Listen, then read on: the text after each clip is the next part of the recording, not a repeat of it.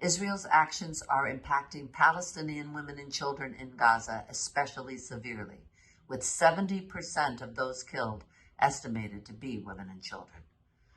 2 mothers are estimated to be killed every hour in Gaza. Over 7,729 children were estimated to have been killed by the 11th of December 2023 alone, and at least 4,700 other women and children are reported missing, believed to be buried under the rubble. There are multiple eyewitness accounts of pregnant women being killed by Israeli soldiers, including while trying to access health care.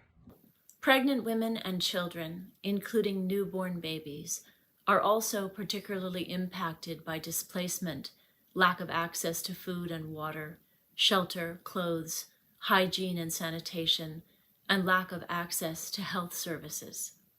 These effects are severe and significant.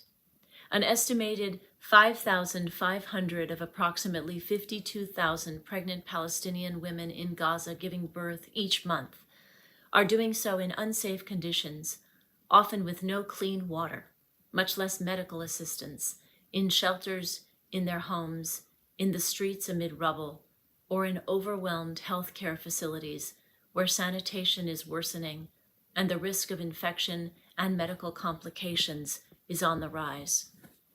Where they are able to get to a functioning hospital, pregnant women are having to undergo cesarean sections without anesthetic.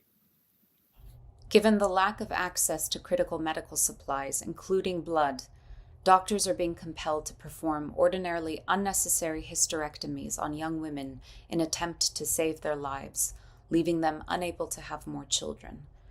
Indeed, the Minister of Health for the State of Palestine, Dr. Aida El-Kashef, confirms that the only option facing Palestinian women in Gaza who bleed out after giving birth is to undergo a hysterectomy in order for their lives to be saved.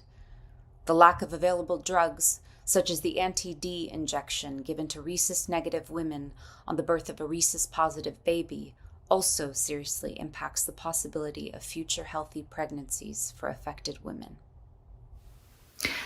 Premature births have reportedly increased by 25 to 30%, as stressed and traumatized pregnant women face a myriad of challenges, including being compelled to walk long distances in search of safety, attempting to escape from bombs, and being crowded into shelters in often squalid conditions. Particularly in northern Gaza, cases of placenta abruption, a serious condition that occurs to pregnant women during childbirth, which is potentially life-threatening to both mother and baby, have more than doubled. An ever-increasing number of Palestinian babies in Gaza are reportedly dying from entirely preventable causes brought about by Israel's actions. Newborns up to 3 months old are dying of diarrhea, hypothermia, and other preventable causes. Without essential equipment and medical support, premature and underweight babies have little to no chance of survival. Palestinian newborn babies have died due to the lack of fuel to supply hospital generators. Others have been found decomposing in their hospital cots. Medical staff taking care of them having been forced by Israel to evacuate.